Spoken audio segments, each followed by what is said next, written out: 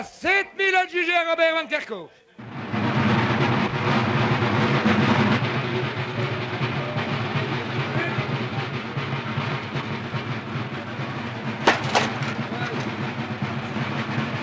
À 9000. À 5000. Nous sommes au Flash, À 7100. hameau de Gerpine, un village non loin de Charleroi. À 9000.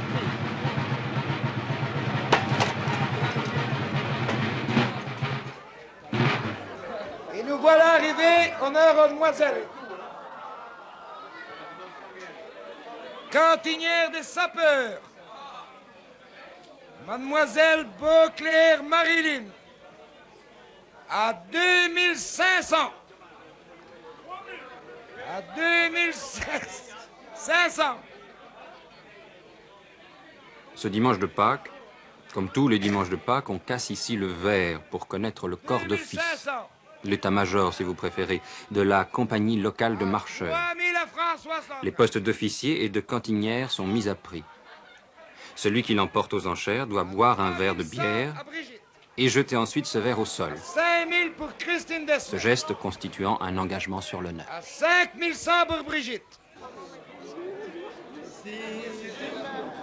À 5100. Une fois. Mais je n'en veux. À 5100. Non, je n'en veux. Deux fois. José, 5 francs au cours. 5002 à François Landrin. Allez, José, 2 José, 2 5002. Tu vas même taper une grosse François, ça me gueule, hein? Allez, José. À 5002. Les enchères peuvent atteindre de fortes sommes, surtout pour les postes de commande, tambour-major, adjudant, etc. Et pour ceux de cantinière, car la cantinière vendra l'alcool à son profit pendant toute la marche. La coutume veut qu'on offre d'abord le poste à l'ancien, c'est-à-dire à celui qui l'a emporté l'année précédente. À 5004. À 5004 à Françoise.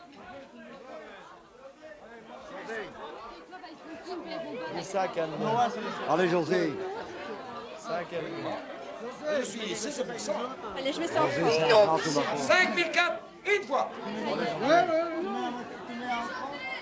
5005 À ici. 5004. 5! 5005. Bravo, José.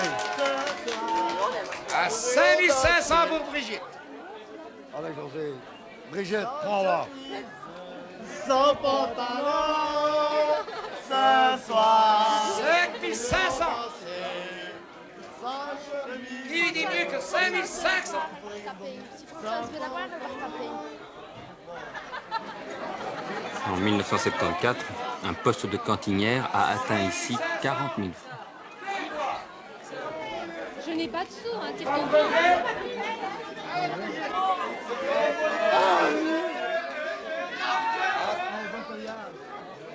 À 5500. Adjugé! Adjugé.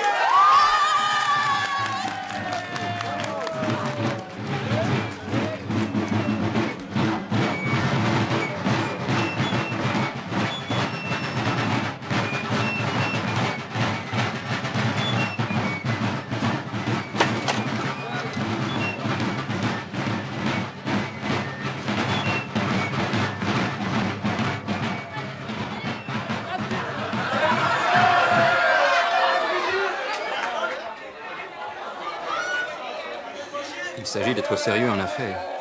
Et pour éviter tout abus, le comité local exige que la moitié de la somme soit payée au comptant.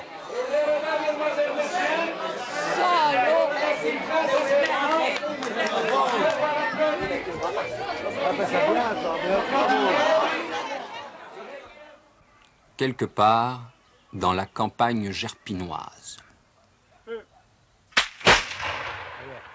Tu vois, Franz, hein? C'est ta cheminée qui est morte. Elle est brûlée à l'intérieur. Hein? On va la remplacer. Hein? Ça va? Ça va. Bien, bien, on va rentrer. Allez, rentre.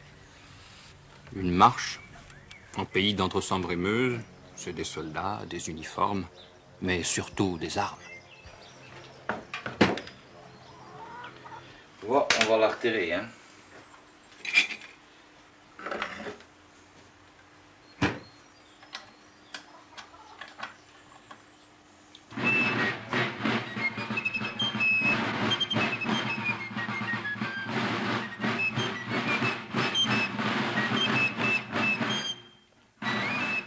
Le jeudi de l'Ascension, les marcheurs effectuent leur première sortie de l'année. Ici, à Imier, les soldats s'exercent à tirer une décharge. Feu, bataillon, prêté. Hop! Attention, commandement! On joue!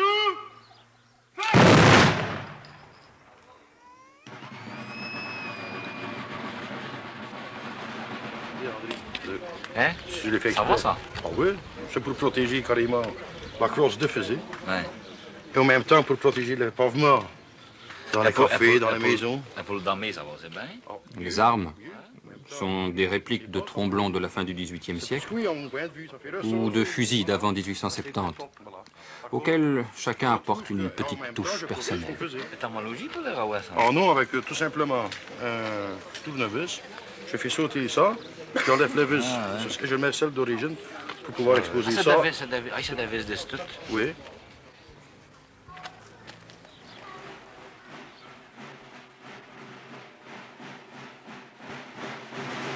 Nous avons voulu savoir comment on devient tambour en Entre-Sambre-et-Meuse. Et nous avons suivi un maître tambour, René Bertulot, de Gerpine à Thuin, où il donne des leçons aux petits et aux grands. Tu vas me faire un flanc maintenant. Baguette de gauche première. Baguette de droite. Deux flancs. Flanc gauche, flanc droit.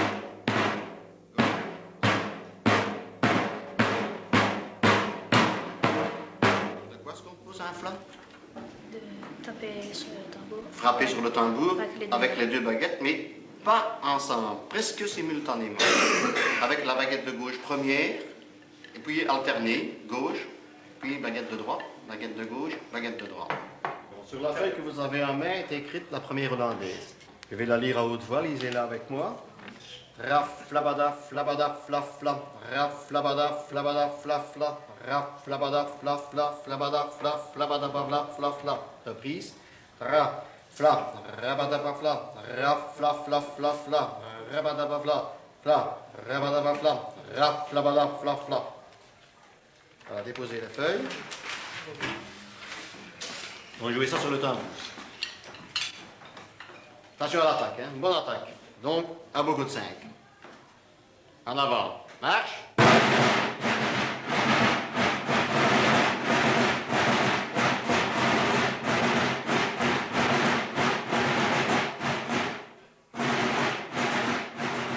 L'élève ne suit aucune partition.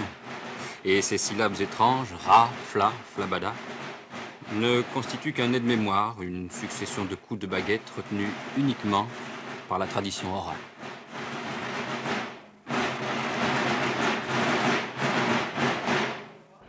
Voilà, vous savez tous maintenant jouer une marche à 5. Je vais vous montrer ce que c'est que doubler. Tous les joueurs de tambour d'Entre-Sambre-et-Meuse aiment doubler. Pourquoi? Parce qu'ils donnent une partie d'eux-mêmes. C'est à ce moment-là qu'on connaît le joueur du tambour. Hein? Jouer à 5, c'est bien, mais doubler, c'est encore beaucoup mieux. Premier coup de doublage, le coup de 3.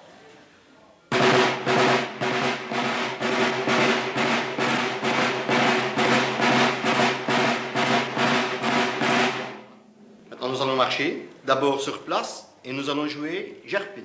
Je vais vous montrer qu'avec rien que les coups de 3, on peut doubler Gerpine. D'abord sur place, avec moi à 5. En avant, marche.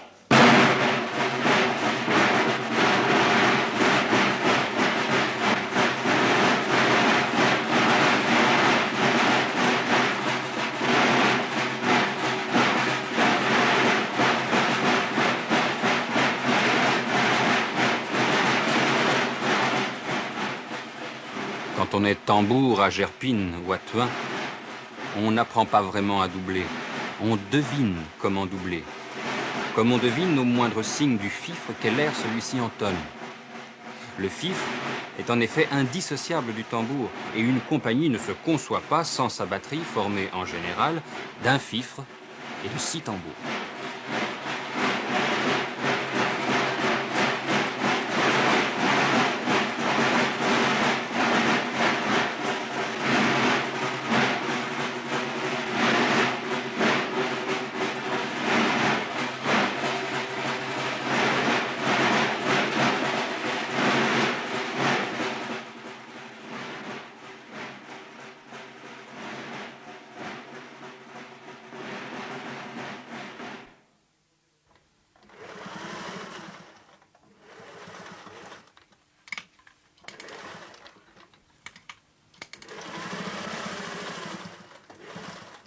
à Gerpine, quelques semaines avant la Pentecôte, chez le loueur de costumes.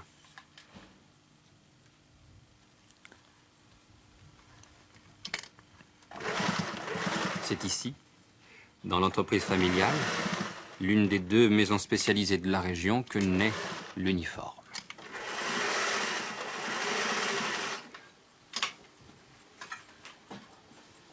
Du shako au guêtre en passant par les épaulettes.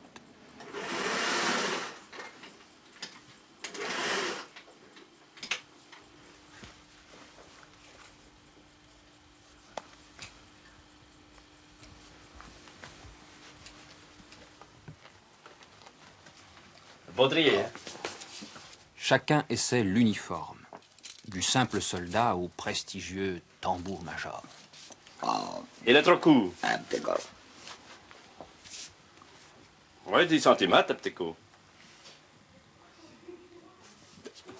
Oui, va. Capé. Oui, parce qu'on va vite tourner. Ah, ben ça va, ça va. Ah, le callback. Callback.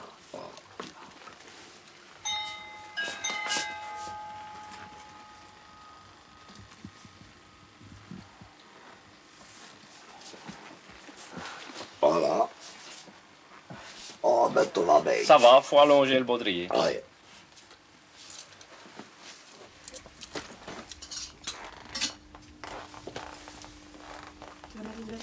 On participe à la marche dès 3 ou 4 ans.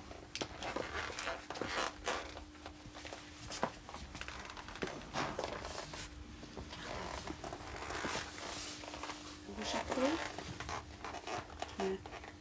Un beau chapeau. Ça va? Ouais. T'as un beau chapeau avec des poils comme papa. Hein? Voilà. C'est là que ça recoule, hein? Voilà. Ça veut dire que tu dois être ta bouche à Quentin.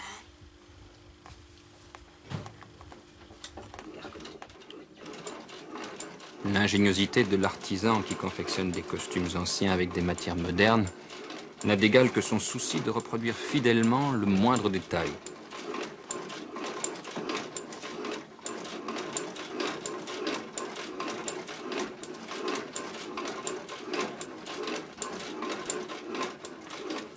Les marcheurs de Gerpine portent l'uniforme belge de la fin du XIXe siècle. Mais de nombreuses autres compagnies de l'Entre-Sambre-et-Meuse ont opté pour l'uniforme des armées impériales françaises.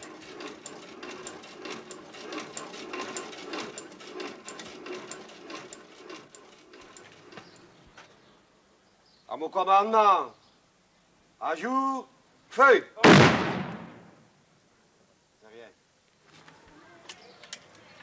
Essaye de tirer, tiens une capsule, essaye de retirer, Philippe.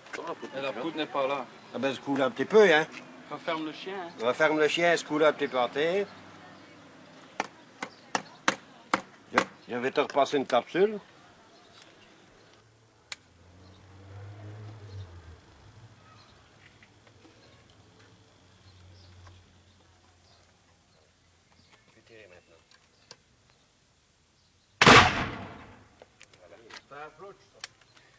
Allez. Allez, quand même. Qu'est-ce qu'il Hein?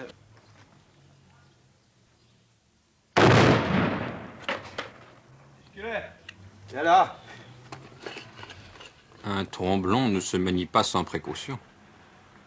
Les nouvelles recrues sont entraînées méthodiquement. Chaque compagnie contracte en plus une assurance pour la marche.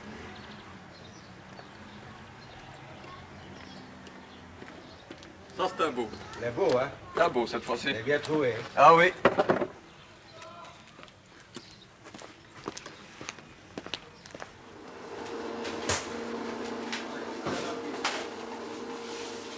Le samedi, veille de la Pentecôte, dès 5 heures du matin, une bonne odeur de tarte se répand dans tout le village.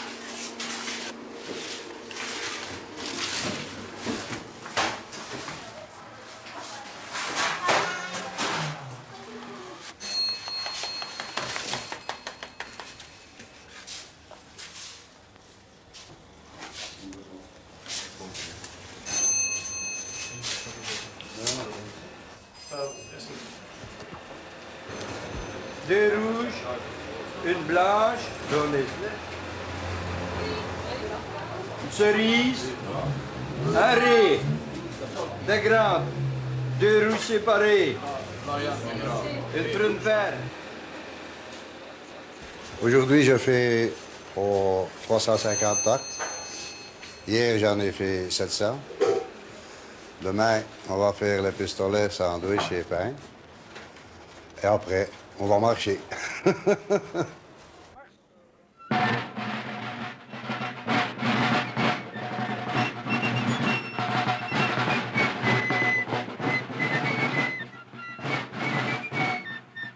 De tarte en tarte, de petit pain en petit pain, nous arrivons au dimanche de la Pentecôte. Il est 16 heures.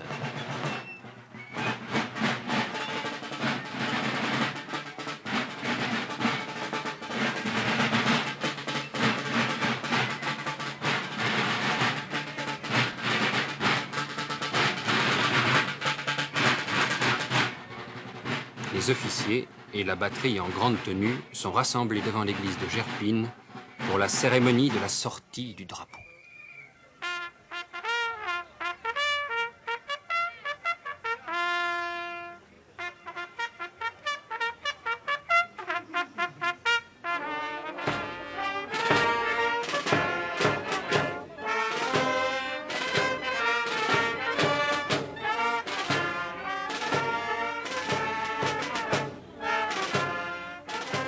La sortie du drapeau, bénie par le clergé local, est saluée d'une brabançonne que l'harmonie Saint-Michel, quelque peu impressionnée par la solennité de la cérémonie, joue avec nervosité.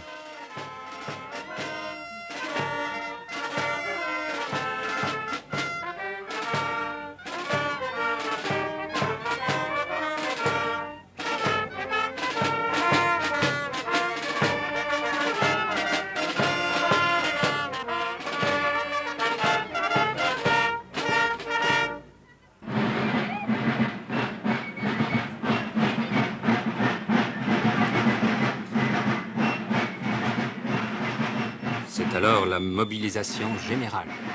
Effectif plus de 200 hommes.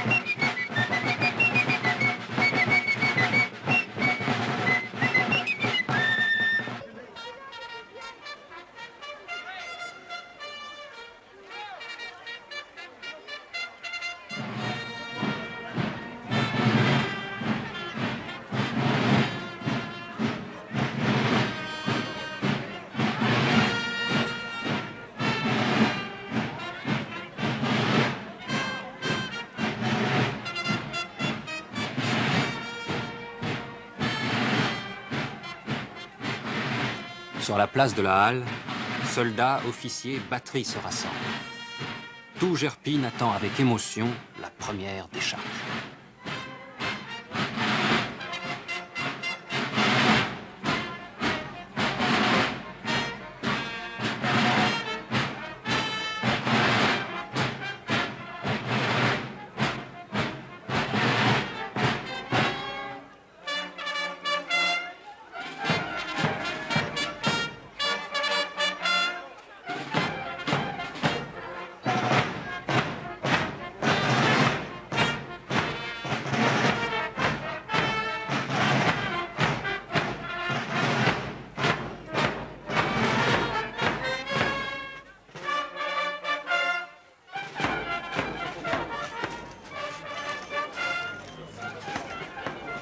les officiers distribuent la poudre, offerte à chaque soldat par sa compagnie.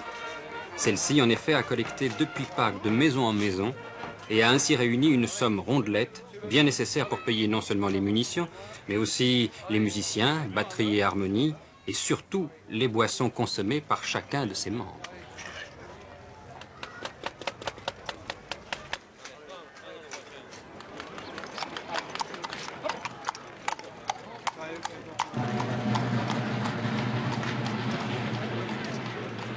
Le major de Gerpine va, selon un rite immuable, commander la première décharge en l'honneur de Sainte Rolande.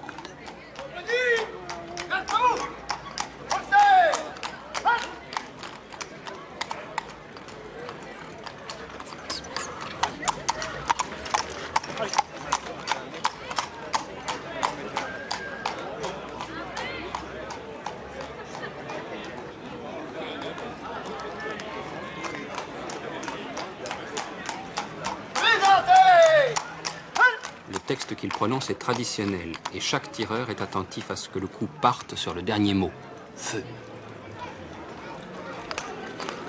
Nous allons faire notre première décharge en l'honneur de Saint-Roland, à la plus grande gloire de Jules, afin qu'elle nous préserve de tout malheur et de tout accident. Feu bataillon! Bataillon apprêté! Allez, silence!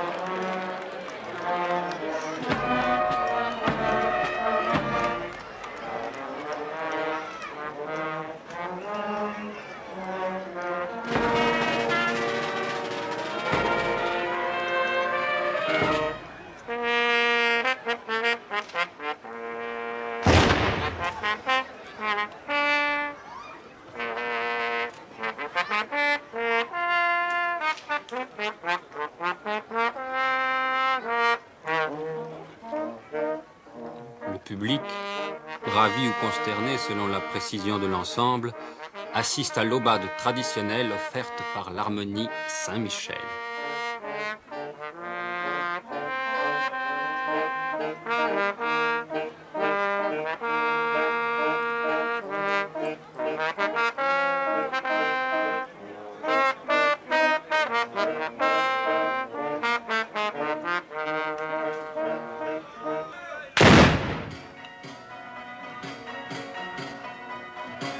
La fête bat son plein jusque tard dans la nuit.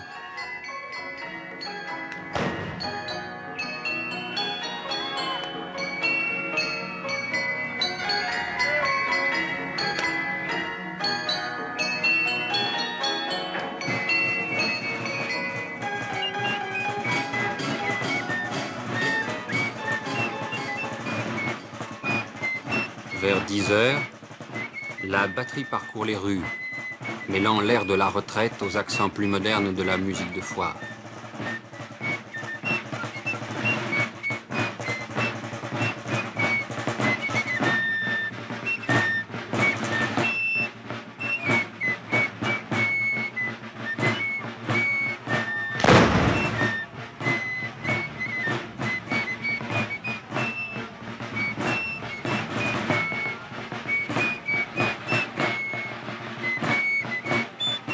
La batterie part se reposer quelques heures chez le tambour-major.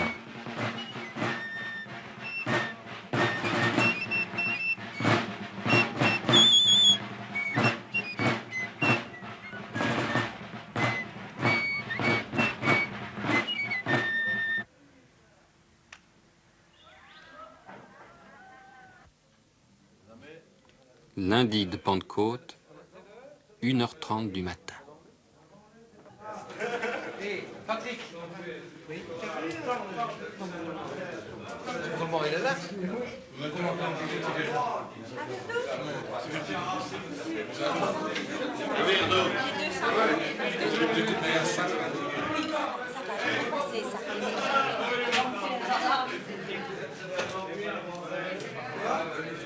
Santé. Santé. Santé. Voilà.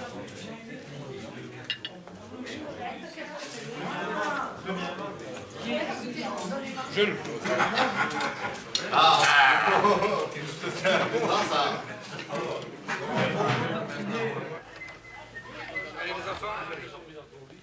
Fifres, tambours et officiers ont à peine dormi, mais la tradition exige qu'ils partent à présent sonner le réveil.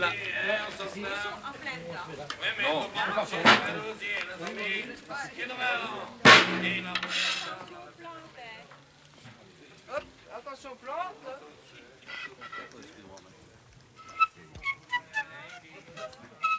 Allez, roulement, roulement.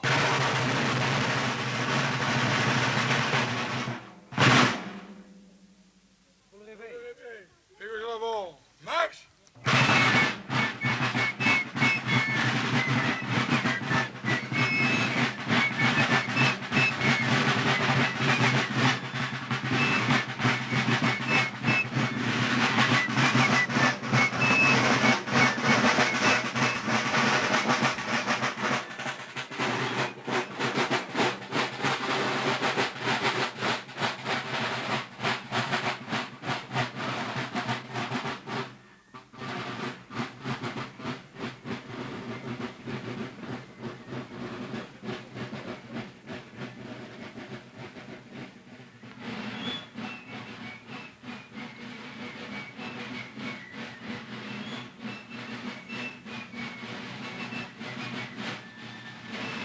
La mélodie du réveil est ancienne, semblable à l'aubade matinale des Gilles de Binge. Sans cesse répétée par tambours et fifres, tout au long des rues du village, le réveil invite les Gerpinois à se rendre à l'église pour la messe de 3 heures du matin.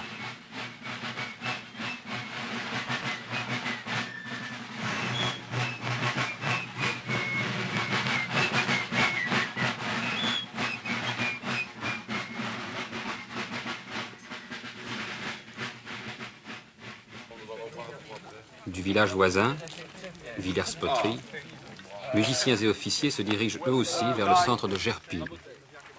À la limite des deux localités, le groupe s'arrête au Caillou.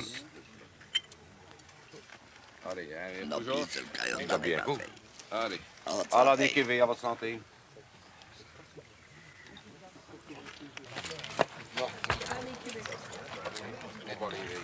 On est KV. Parce qu'il a enchaîné. C'est l'autre bouteille, on va y aller. On est KV.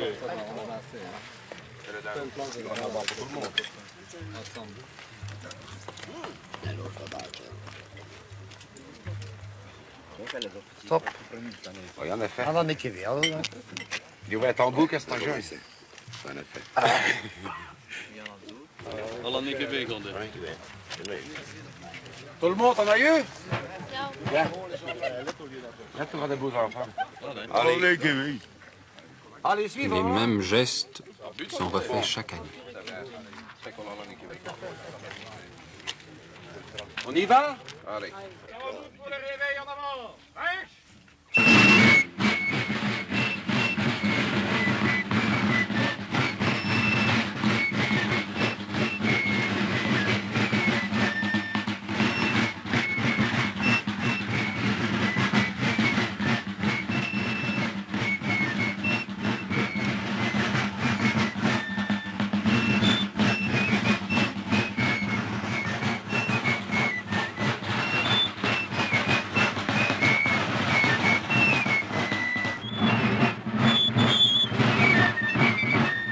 À la fin de la messe, les batteries et les officiers de Villers-Poterie et de Gerpine montent sur le parvis de l'église au pas de cérémonie, appelé pas ordinaire.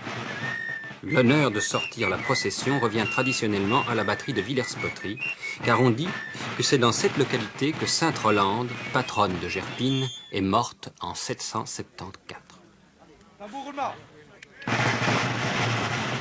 Le tambour-major de Gerpine offre sa canne à celui de Villers. Tambour. Tambour, rigodon. Marche.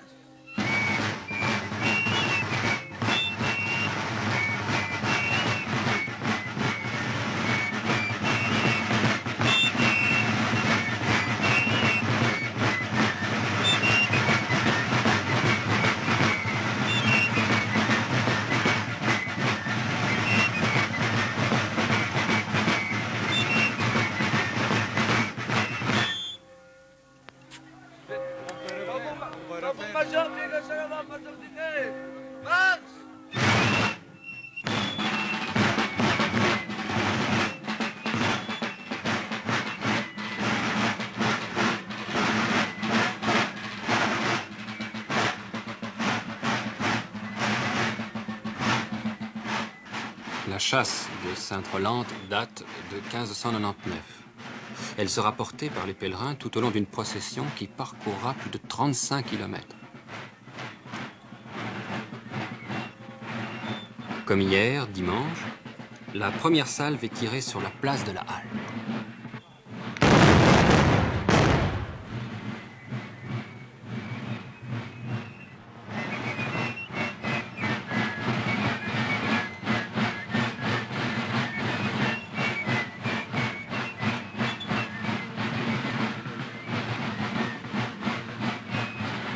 Escortée par les compagnies de Gerpine et de Villers-Poterie, la chasse est un objet de vénération pour la foule des pèlerins.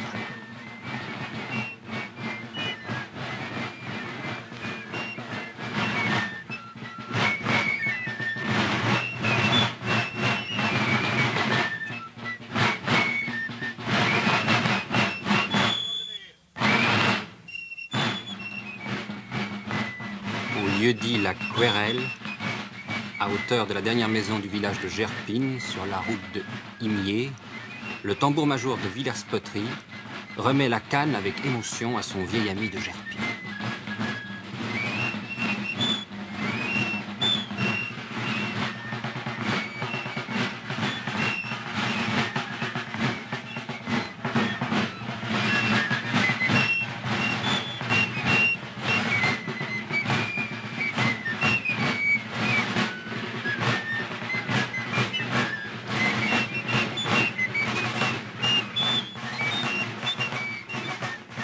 La marche continue pendant que la batterie de Villers fait demi-tour.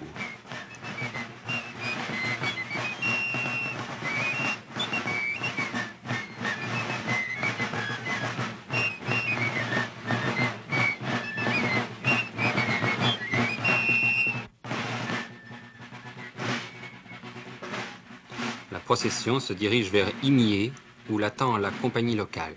Celle-ci escortera la chasse jusqu'à l'entrée du village d'Anzy.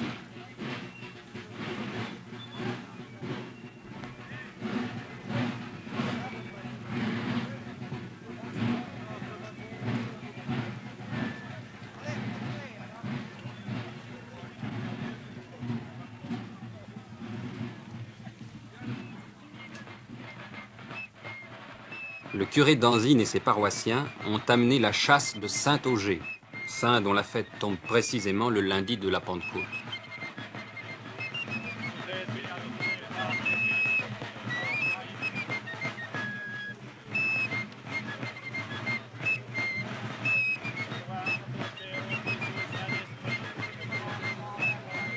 L'apparition de la chasse de Sainte-Rolande sera saluée d'une décharge.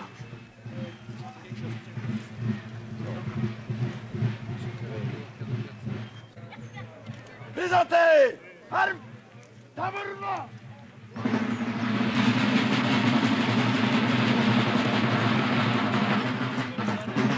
Au major! Bataillon prêté! Arme! Attention au commandement! En jour!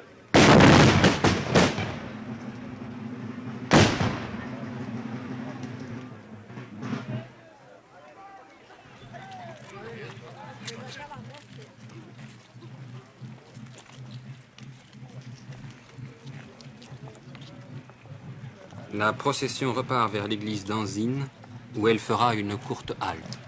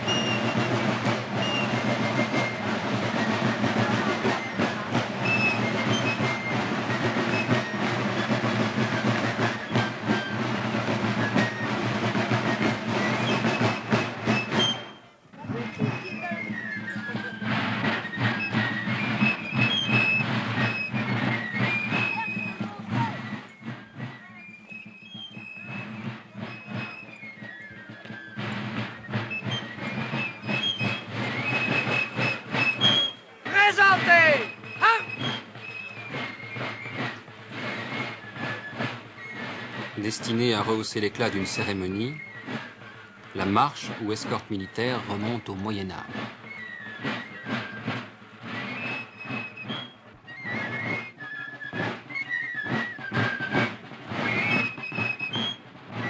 À la sortie du village, la procession fait halte à la chapelle Saint-Auger.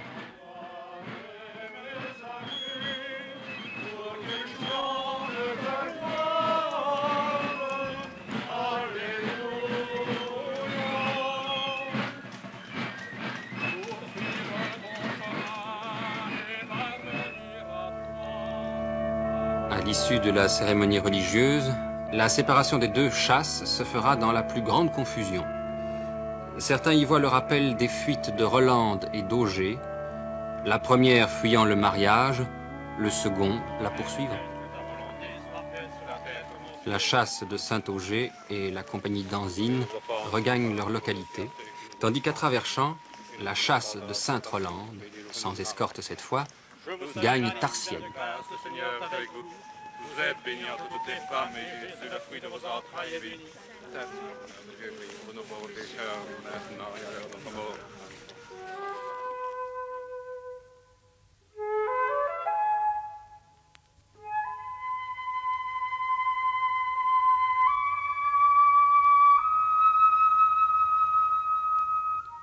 La procession suit un chemin dicté par la tradition, traversant même les propriétés privées, champs ou cours de ferme, dont les propriétaires ne peuvent lui interdire l'accès.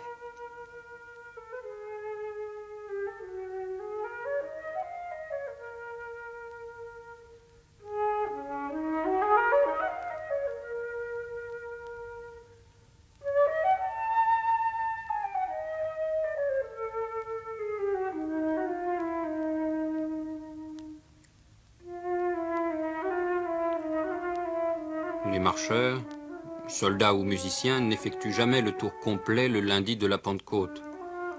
La plupart ont cependant à cœur de l'accomplir individuellement à une autre époque de l'année.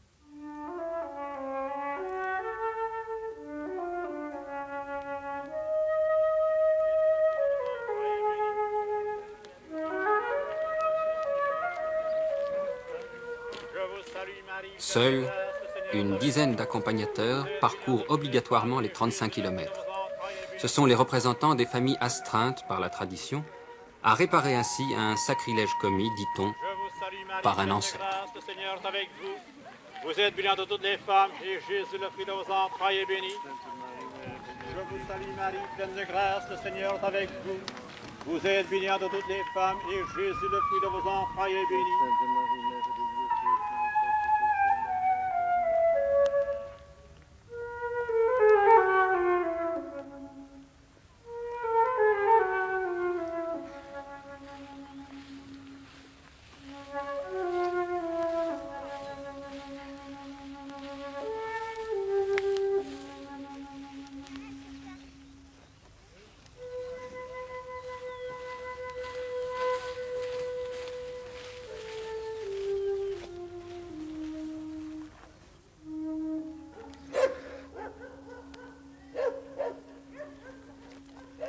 Il est 7h30.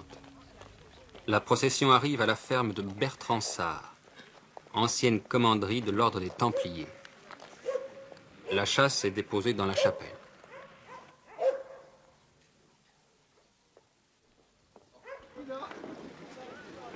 Les pèlerins vont déjeuner à la ferme. Le café, offert à tous par les sympathiques fermiers, est le bienvenu.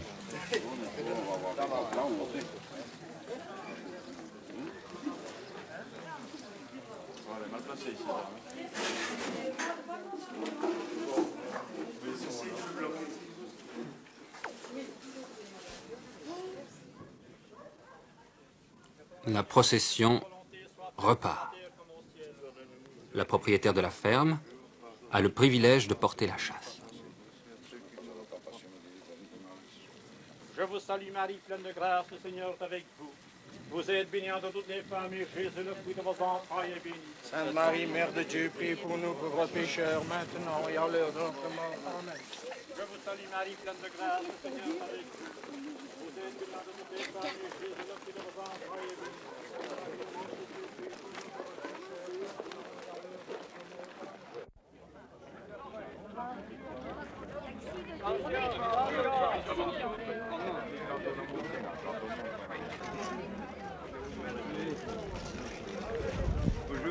Au prochain village, les Flashs, nous reconnaîtrons au passage quelques figures connues. Celle de notre cantinière, plus souriante aujourd'hui qu'à Pâques, lors du cassage des vers.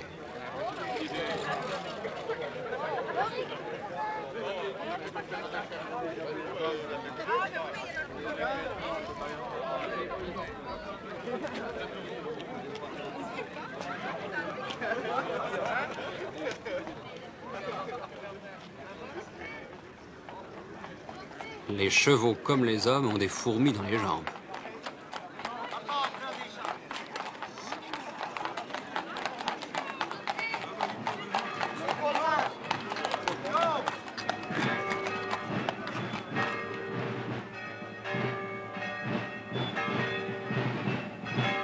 Mais voici la procession précédée de la police et des autorités communales.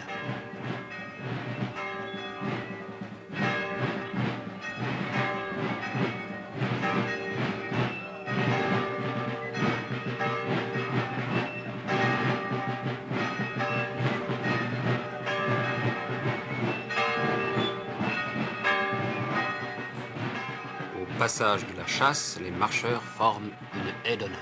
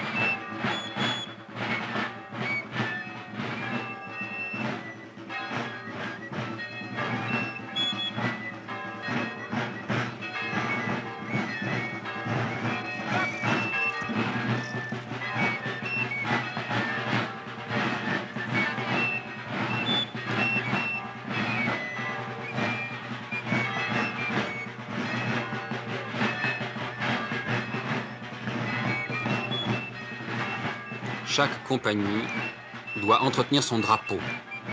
Une bannière neuve, brodée de fil d'or à l'effigie de la Vierge ou d'un saint, peut coûter jusqu'à 80 000 francs. Celle des Flashs est plus que centenaire.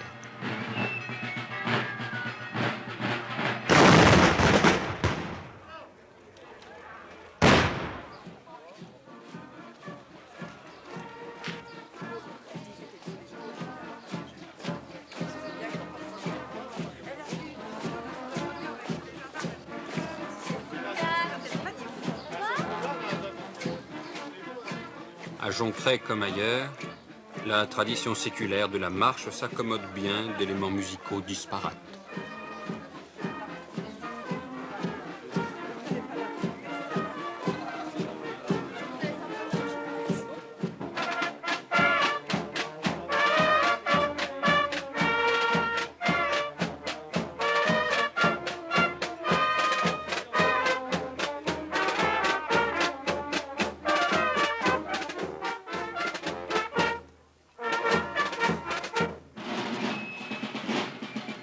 Les tabliers des sapeurs sont en toile fine, brodée et ajourée ou, suprême raffinement, en dentelle. Autrefois, ces trésors d'art populaire, confectionnés avec amour par une mère ou une épouse, se transmettaient de génération en génération.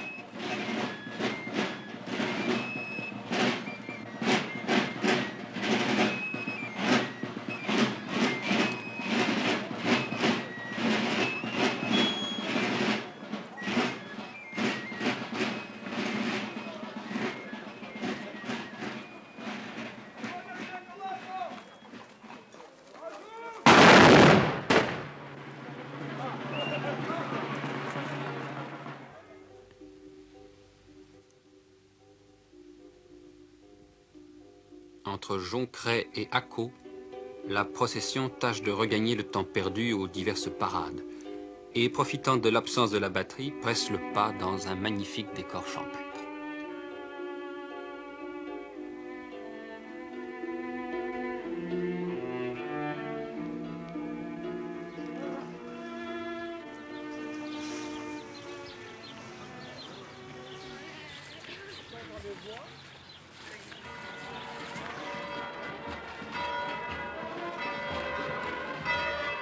L'arrivée à Akko est marquée d'une curieuse coutume. Les deux porteurs de fanions font baiser la chasse par leurs chevaux. Geste religieux et magique à la fois.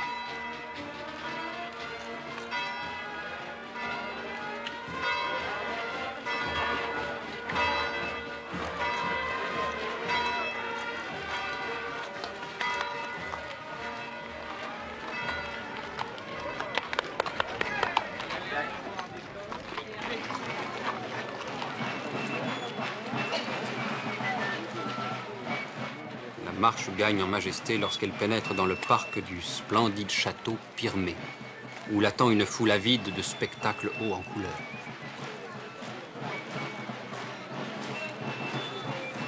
Le rythme obsédant des tambours annihile toute fatigue, et le marcheur s'enivre de cette danse à deux temps.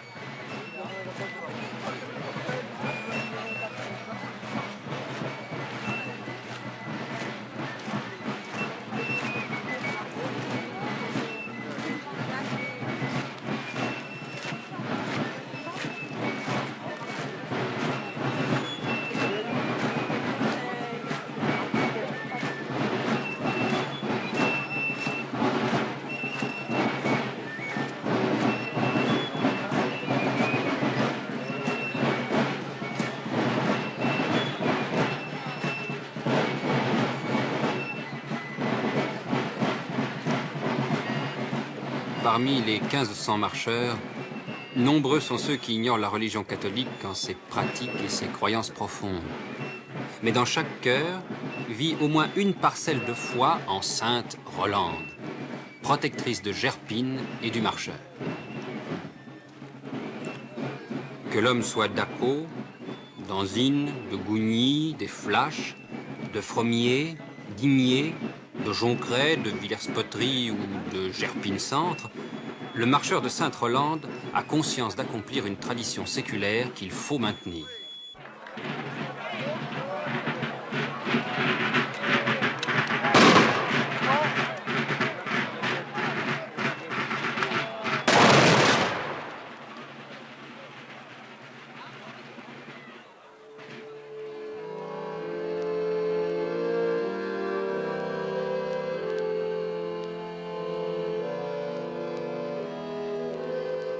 En l'église de Villers-Poterie, la chasse reste exposée 1 heure.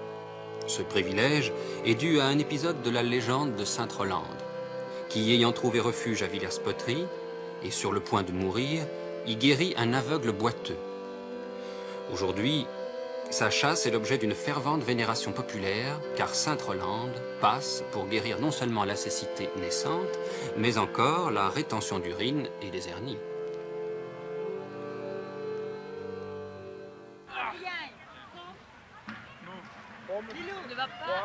Pendant la pause, la foule des pèlerins pique-nique dans les prairies, tandis que toutes les compagnies présentes tirent une décharge. La décharge, ou feu de salve, est essentielle dans la marche. C'est par elle que le marcheur exprime son respect et son attachement à un lieu ou à un notable.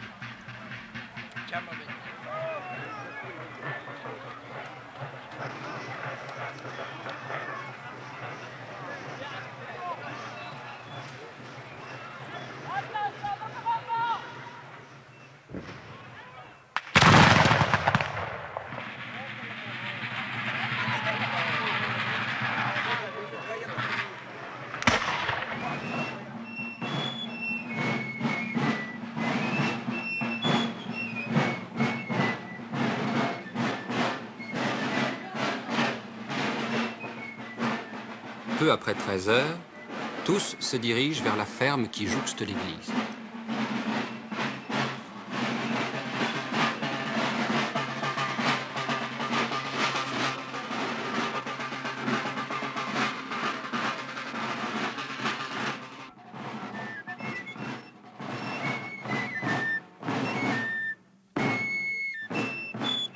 Une salve sera tirée devant la chapelle de la ferme, longtemps considéré comme le lieu probable de la mort de Sainte-Rolande. Une pierre de la chapelle porte en effet gravé en lettres gothiques l'inscription latine « Hic obiit Virgo Rolendis ». Arme à pied!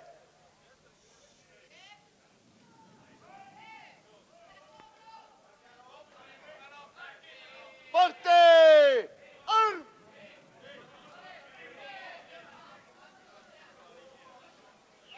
Présentez! Arme!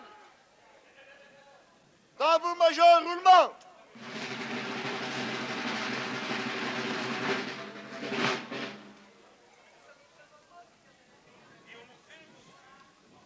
Portez! Arme! Présentez! Arme! Bataillon prêté! Arme! En lieu! Attention, commandant!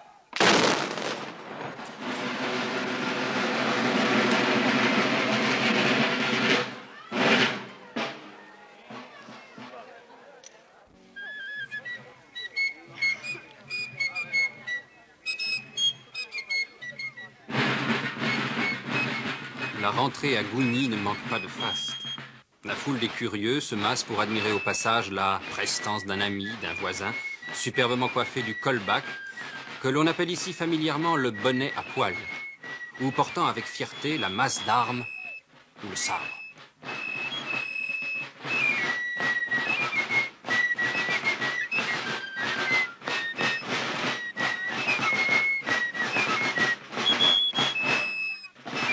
Chaque rang ou guilite a son style. Sa cohérence est due au fait que la guilite est formée d'amis unis dans la vie comme dans la marche.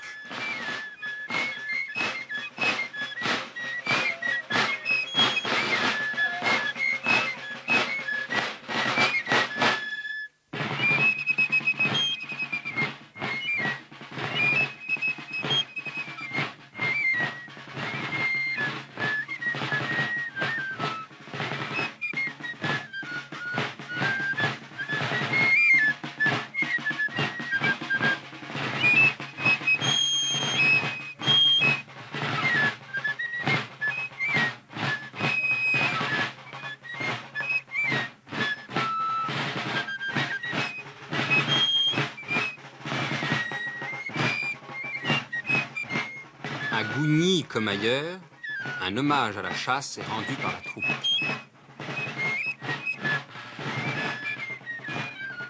Ici, la poudre va parler non seulement par la voix des fusils et des tromblons, mais aussi par celle plus imposante du canon. Ce canon appartient au voltigeur de Bième et est une réplique d'un canon du Premier Empire.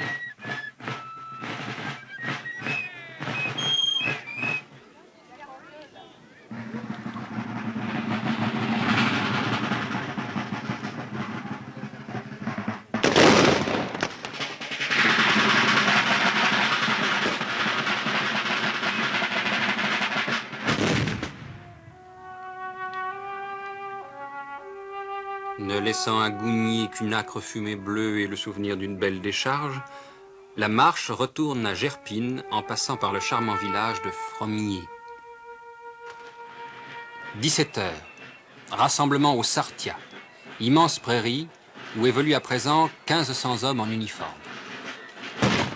L'état-major s'applique à former le grand bataillon carré, immense quadrilatère d'hommes dégagé en son centre pour permettre l'évolution des cavaliers. La nervosité est croissante, et c'est avec plus ou moins de bonheur selon les années que la salve commune est tirée.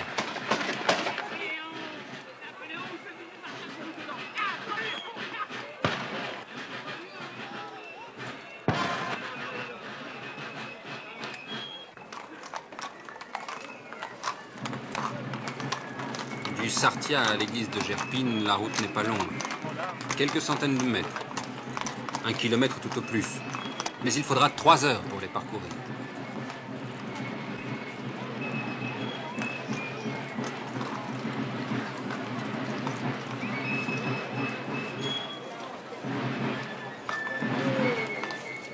En passant devant la tribune, le sergent sapeur salue les personnalités de sa masse d'armes. Ce curieux instrument, appelé ici picot, est une sorte de massue dont la tête en métal comporte des ornements variés.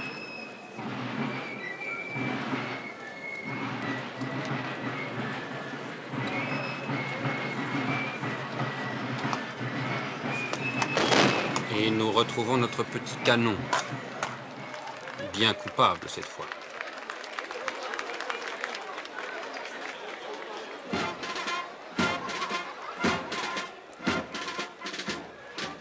Pour un marcheur, la rentrée est difficile. Le regard fixe, le corps droit, il ne peut donner aucun signe de fatigue ou d'ivresse et pas question de saluer un ami ou un parent venu là tout exprès pour le voir défiler. Mais quelle fierté d'être ainsi l'objet de tous les regards, de se sentir acteur d'un spectacle grandiose.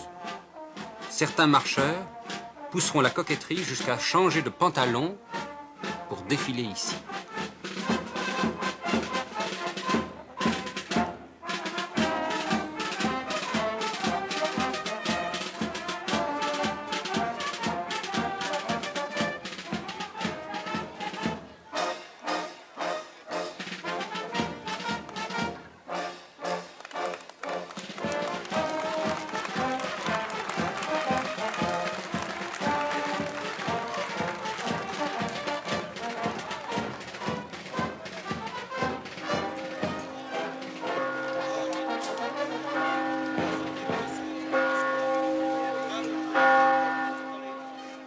Après les soldats, voici le clergé et les pèlerins. Combien de centaines d'épaules ont-elles depuis 4 heures du matin soutenu la chasse de Sainte-Rolande? Celle-ci reprendra place dans l'église et y restera toute l'année, n'en sortant qu'à l'Ascension et à la Sainte-Rolande.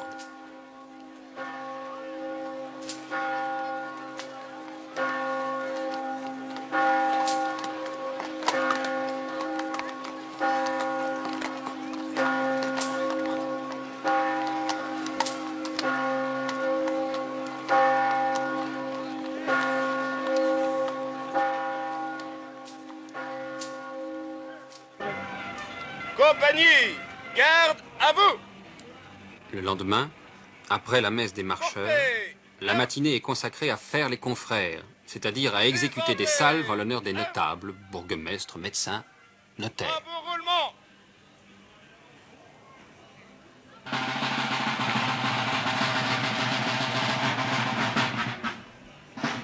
Major, à vous le commandement. Portez armes. Présentez armes. Faites bataillon, prêtez armes. Ça, c'est mon dernier commandement.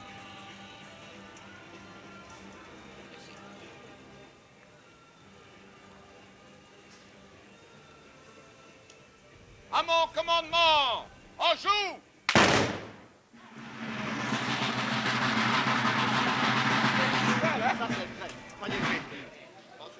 En joue! Chaque personnalité ainsi honorée a le droit de commander le feu. En échange, elle gratifie souvent la compagnie d'un billet de 500 ou de 1000 francs et offre à boire à tous.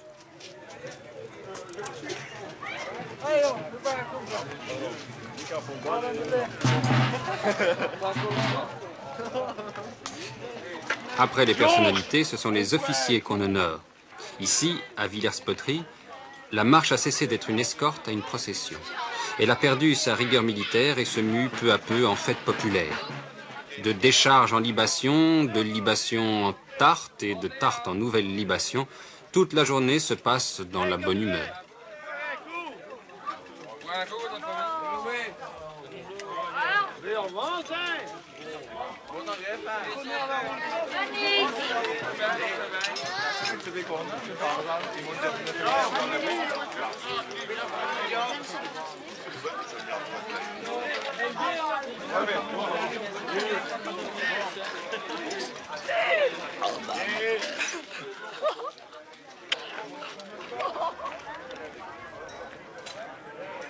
Au château de Gougny, où la compagnie locale est venue saluer les châtelains, la fatigue se fait sentir.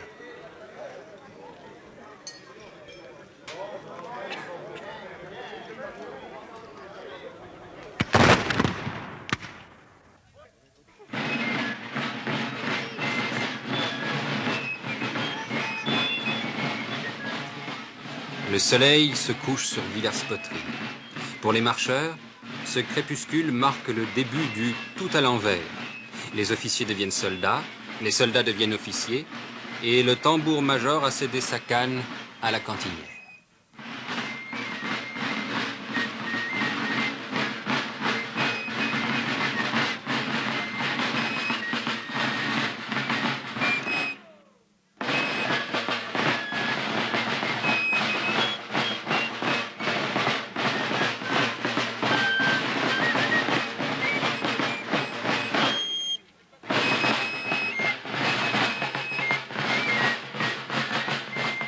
Fifres et tambours sont toujours d'attaque, mais leur musique a changé. Puisque c'est le monde à l'envers, on marche à reculons ou à coupe-ton sur un air traditionnellement consacré à cette pratique dont les origines restent mystérieuses.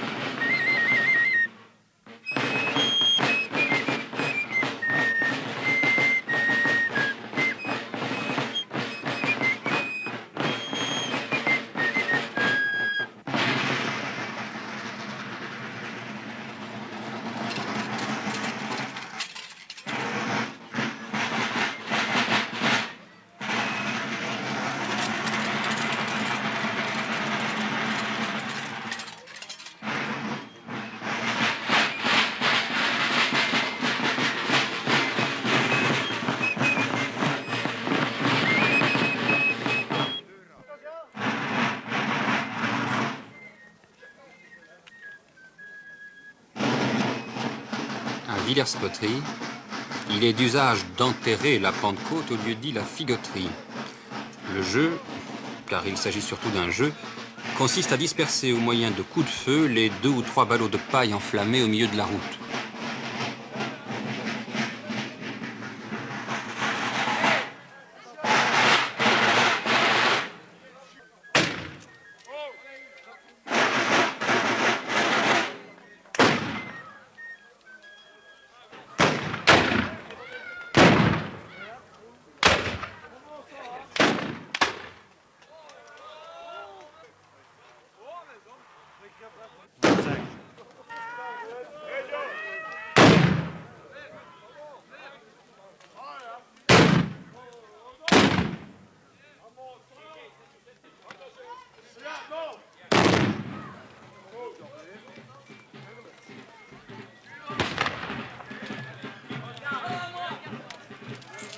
Il n'est pas qu'à Villers qu'on enterre la Pentecôte. À Gougny se déroule une étrange cérémonie.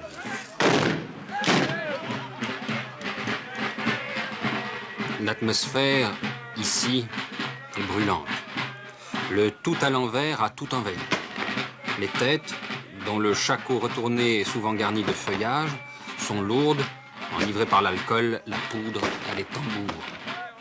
Ceux-ci produisent d'ailleurs un curieux son, car on a détendu leur peau.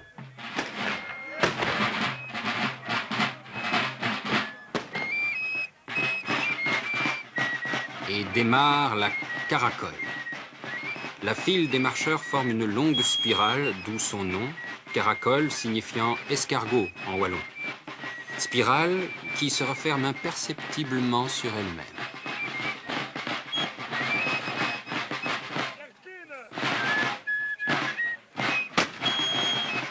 Pas de touristes, pas de curieux, mais des acteurs.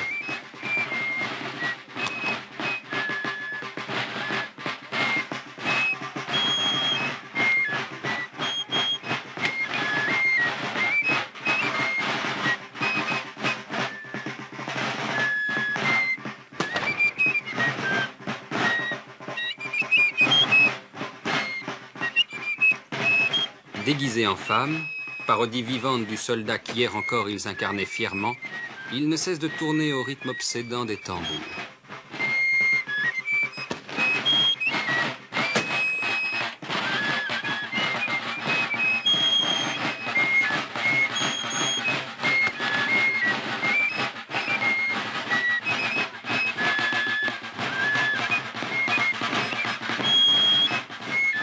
centre de la spirale, les officiers observent attentivement.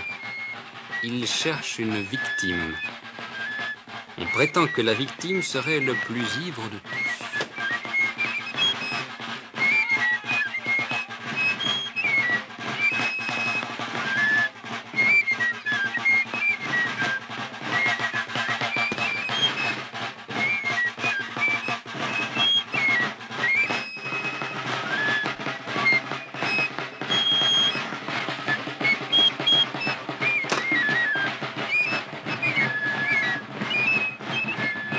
Le voici. C'est un grenadier qu'on désarme sur le champ.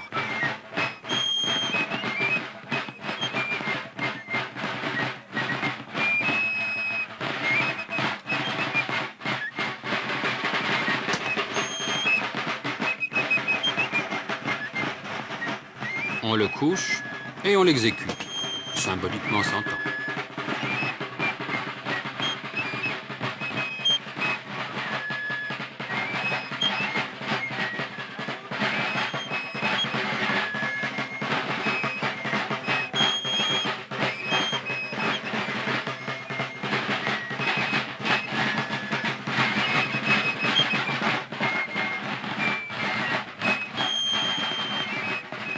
Les hommes sont déchaînés. Dans la fièvre et la confusion, ils emportent la prétendue dépouille mortelle.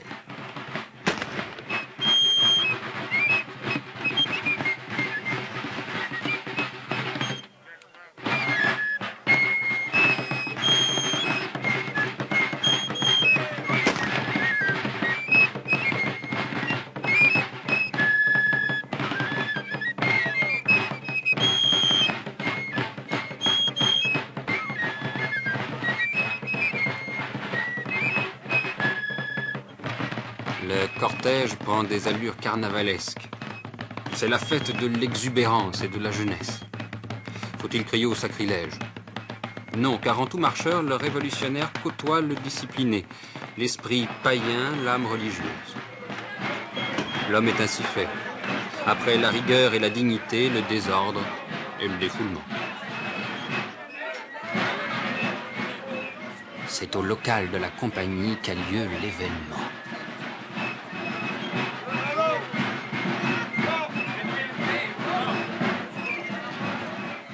Couché sur une table, le mort est lavé à la bière, puis enduit de poudre noire.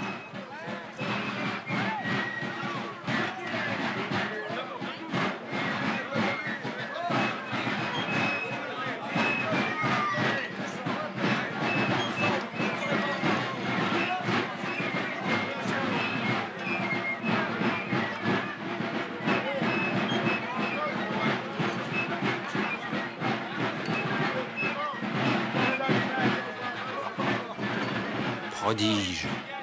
Il se redresse peu à peu. Il se met bientôt à danser. Il est ressuscité.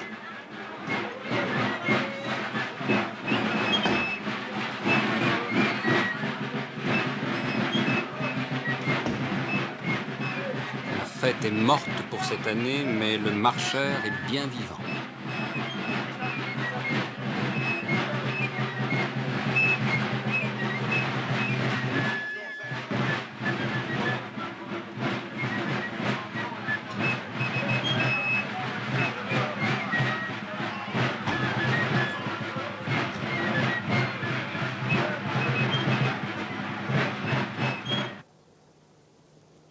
À Gerpine et dans les villages voisins, la vie a repris paisiblement son cours au rythme des saisons.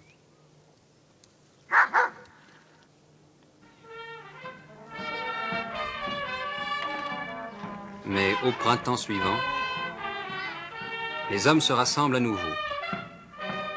On va casser le verre pour désigner les officiers.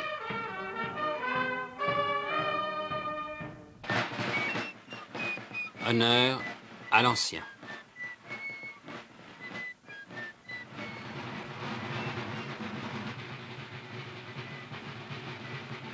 Et l'ancien répondra présent, car au pays d'Entre-Sambre et Meuse, qui a marché, marchera.